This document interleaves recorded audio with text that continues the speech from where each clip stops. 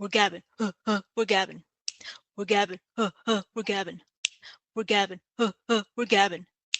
Welcome to GABbin Gabbing with Greicy and Heather. We are back with part 2 of Gangs of New York. We had so much to say about this movie. It ran long, and so we decided to cut it off after our conversation about Boss Tweed specifically. And we are starting up. We're just going to jump right into it in mid-conversation. So there's not really an introduction of drinks or anything like we normally do. If you haven't listened to part 1, please go back and listen to part 1, where we talk about the history of the 5 points and start to get a little into the movie. But the majority of this week is going to be more focusing on the actual movie itself. Here we go. What did you think of, I'm going through my notes because there's other stuff I wanted to talk about, but what did you think about the movie? Like, did you like it, not like it? I liked it. It was long, and probably even back then I would have thought the same thing. It was fascinating to me because I wondered how much of it back then and even now was actually factual. Because I do like to know, even though I will forget immediately, the history of New York City.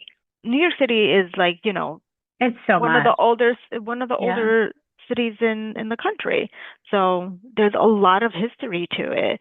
Like where I'm sitting right now, I know that this was all farmland. And there used to be mansions up here where the rich would come. Like this was their getaway. They would come uptown to get away from being downtown.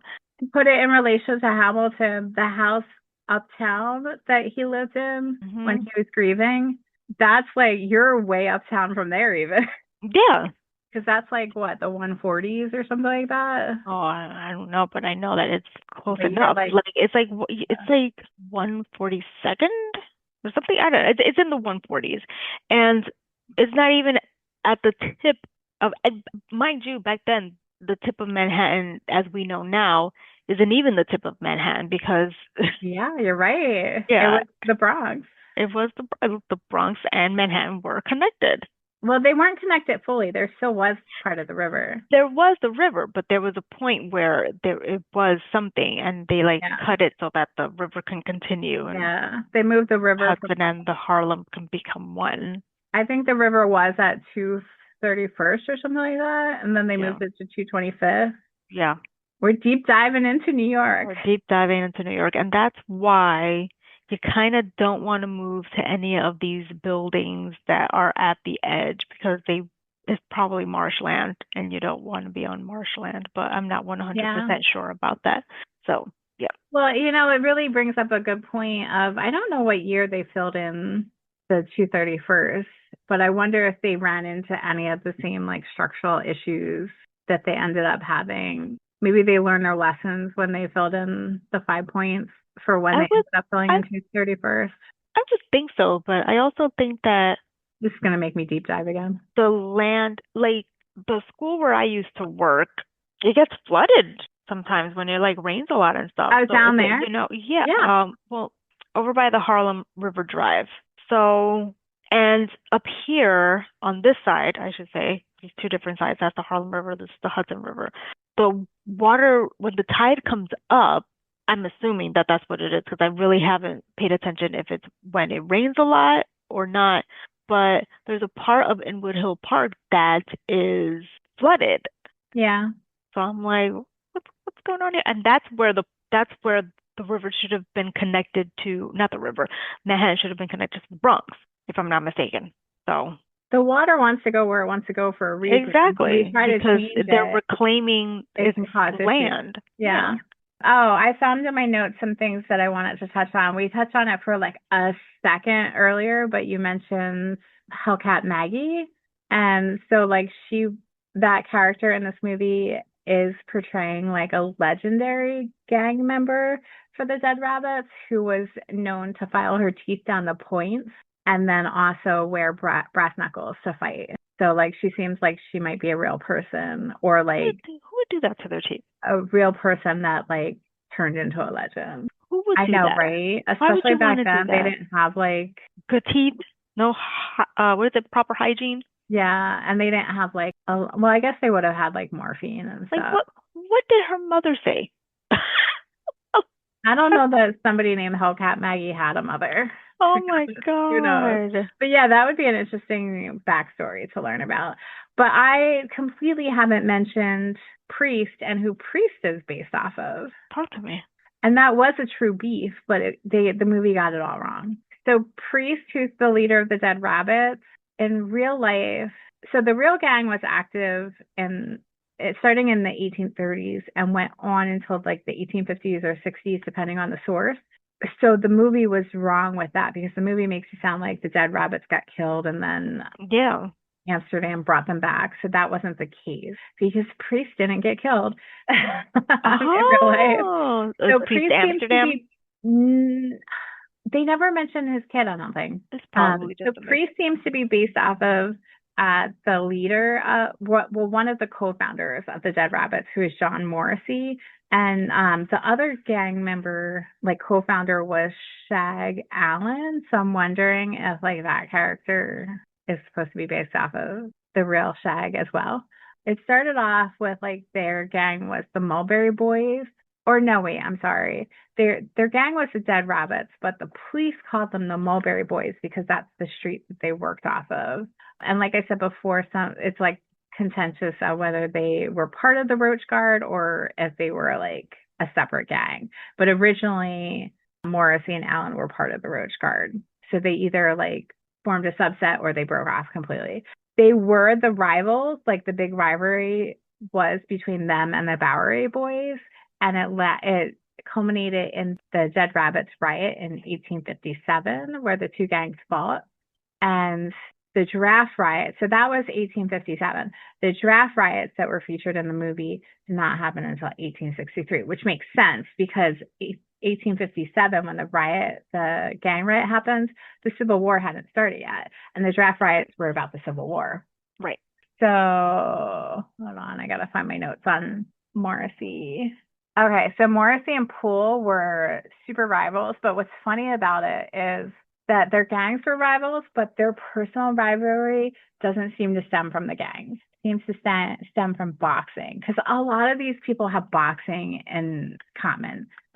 Because not only did Morrissey and Poole were they super into boxing, but Tweed was also a bare knuckle boxer. Oh. And they do show a little bit of the boxing, I think, in the movie. They do. Yeah. So that was like a big thing for them. It's a form of entertainment. So it seemed like that they had a bet, and there was some kind of issue around the bet, like whoever won didn't pay up, or whoever lost didn't pay up and stuff. And so that's where their actual rivalry really stems from, like their hatred of each other. That would do it. And so where I was saying, Priest doesn't actually get killed in the movie or like in real life. What actually happened was on February 25th of 1855, Morrissey sends two of his enforcers into the building where Poole is, and they shoot him in the leg and chest, and he ends up dying. Like that was on the 25th of February. He ends up dying at home on March 8th when he was 33.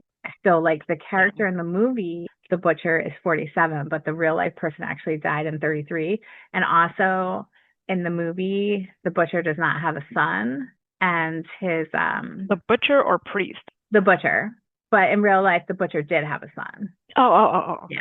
I heard it the other way. He mentions, he's like, I never had a son or something like that. He says something to Amsterdam about that. Now, what's really interesting is in real life, there's two different accounts of what his last words were, the butcher. Some people say that like one person said he was like saying that Morrissey was his killer, but someone else said that his last words were, "Goodbye, boys, I died a true American," which that must have been the inspiration for when Butcher dies in the movie, because he said something like, "Thank God I'm a true American," or something like that. But yeah, that kind of shows like just like the hatred in their heart.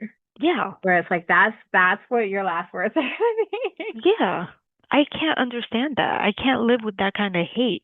Yeah. Like, why do you want to be so angry all the time and so hateful? Mm-hmm. Try to reclaim things. Like for me, it makes sense that there are people out there creating their own communities because they want to be with their own people. And it's Hmm. like, all right, y'all do you, as long as you're not, creeping into other neighborhoods and destroying those other neighborhoods and trying to reclaim then those neighborhoods for yourself and so on and so forth. Do you, mind your business, stay over there, and that's that. But to hate to the extent that you just want to be violent against somebody else, it just does not make any sense to me. It Yeah. doesn't. It really doesn't. I do want to say two things. I just wanted to say that I kind of was not expecting for Jenny to tell Amsterdam, let's go to California via boat all the way down South America and then around. I was like, well, what happened with going on a train or a horse carriage and going across? Well, we I know from the Gilded Age that they didn't have a good They train. didn't, but what about the horse carriage? Like, why would you go on a boat? Would it be really faster? And That's a really interesting question. Would it be faster? Or would it be cheaper? Or it both? would be cheaper. Would it be It would be, safer? it wouldn't be safer. Are you sure about that though? But being on a boat, is that any safer? Because you don't know who you're around. Yeah, but you don't have like the violence of crossing the country. And maybe there's some Hmm. exclusivity to being on a boat. Yeah. I don't know. So that was that. And then with Amsterdam being away, I wondered what kind of place he was in. I think he tried to escape a few times, if I'm not mistaken, from Well, what I he was remember. at, I actually wrote this down. He was on Blackwell's Island, and it seemed like it was a religious Mhm. organization. Like maybe it was like Butcher says at the beginning, give him, I thought he said give him to the law, but I think he actually said give him to the Lord. So I think he was Oh, given over to like a it monastery or something like I- it that. it seemed like a religious institution. I agree with Yeah. you.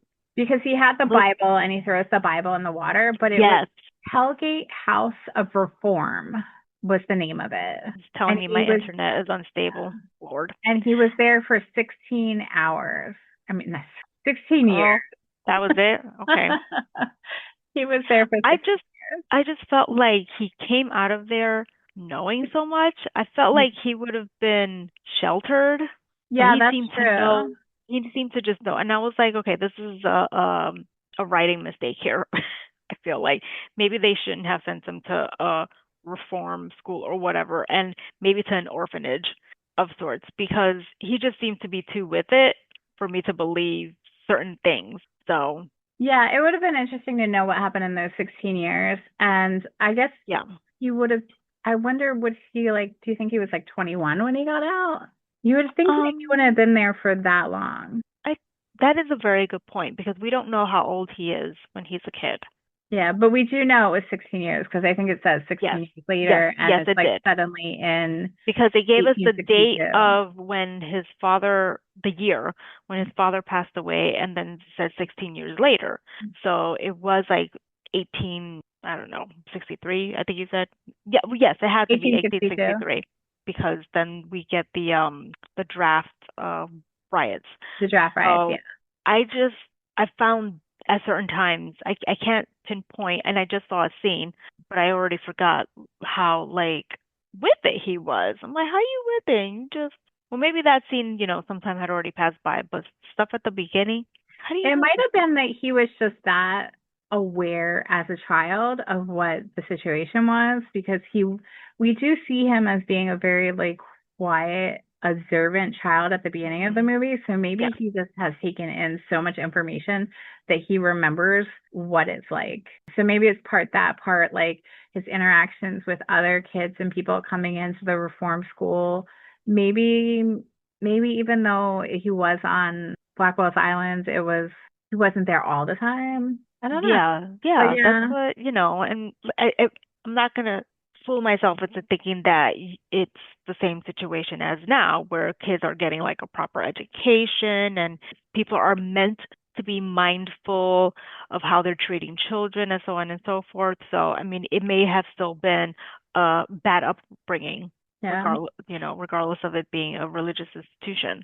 So, Hmm. This is different, but like you reminded me of this. One of the things that the movie also doesn't have correct is that Butcher and Priest were not buried next to each other.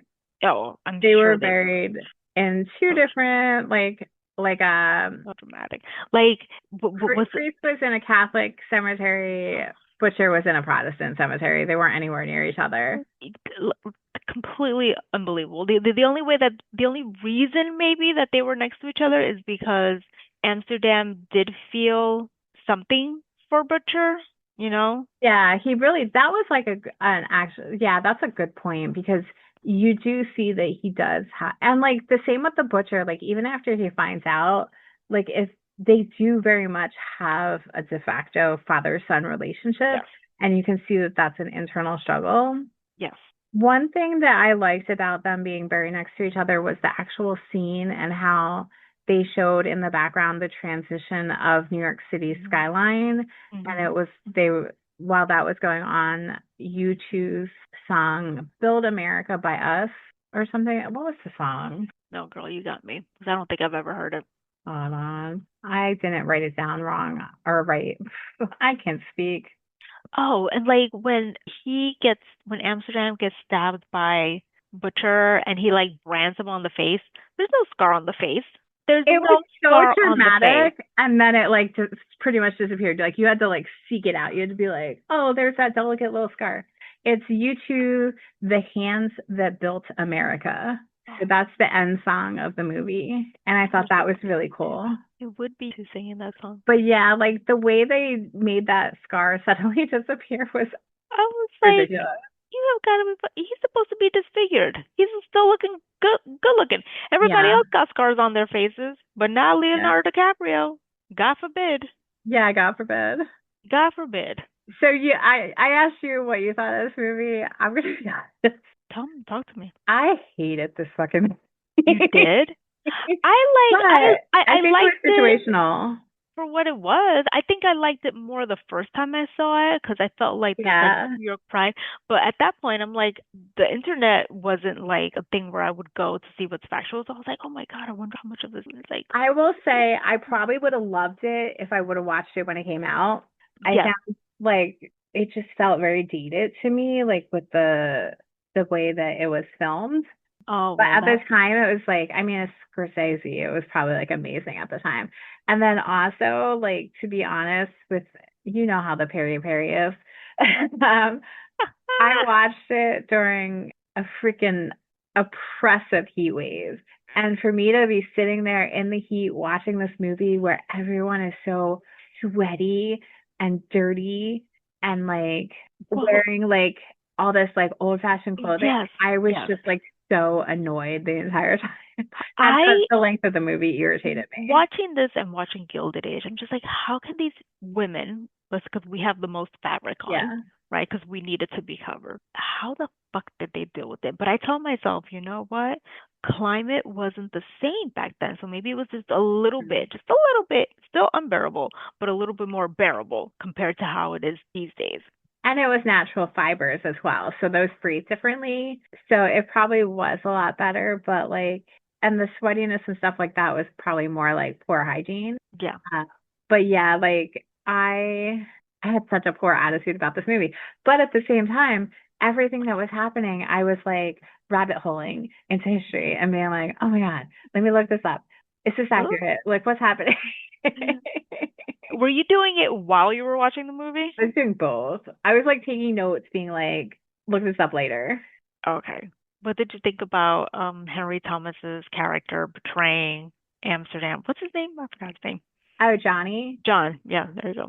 I was really annoyed at him when it happened. And I really liked that Amsterdam was like, you gotta leave. Yeah. Because you fucked me over. Yeah. You fucked me over because the girl you wanted didn't want your ass. Yeah. Grow some balls and get somebody else. He was jealous. He betrayed his like. He swore she wanted him. Yeah. Not a very good friend. No. But then Amsterdam was a good friend to him. And killed him? Obviously I felt horrible what the butcher was just like such a vile. That was another thing. The butcher was so incredibly vile and uncomfortable for me to watch. Like when he was butchering meat and like maybe that's another thing. Like as a vegetarian, I was just like, oh, like. But could you explain to me why he had to do what he did to Johnny? Because Johnny knew this whole entire time and didn't tell him anything? It was probably that, and he probably knew that it would hurt Amsterdam. So it was probably going back to that like weird struggle with like the father-son relationship. It was probably a way for him to punish Amsterdam without actually killing Amsterdam. Because I don't know that he necessarily would have killed him outright later. Like he only went after and attacked him because Amsterdam tried to shoot him. So it might have been him being like, okay, well, I'm going to do this to Johnny to punish Amsterdam because I don't want to like outright kill Amsterdam because I have these like unresolved like son issues like that I wish I had a son and he's my like de facto son. But that's really interesting. I hadn't thought about that before. Cause yeah, like if Johnny would have died like he did, and then if Amsterdam wouldn't have gone after him, what do you think the butcher would have done? I don't think he would have killed him. I don't think so either. Yeah, I don't think so either. Yeah. And he could Complex have killed him as a individuals. kid. What was that? I said complex individuals. Well, Yeah. now that you say like he didn't kill him as a kid, again, Because there was everybody some thought he was. respect. There was some respect there. He Yeah. respected, well, maybe because he respected Priest. Yeah, Like, because I'm not going to touch your son. he said that Priest was the only honorable man that he's ever killed.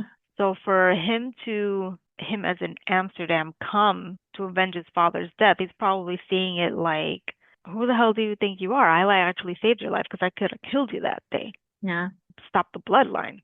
Yeah. Because like with the hatred of Yeah, why happening, keep that could have been a thing, like kill the bloodline. Because obviously, like you kill somebody's father, they're gonna then come after you later. What's interesting now that I think about it, he's a nativist.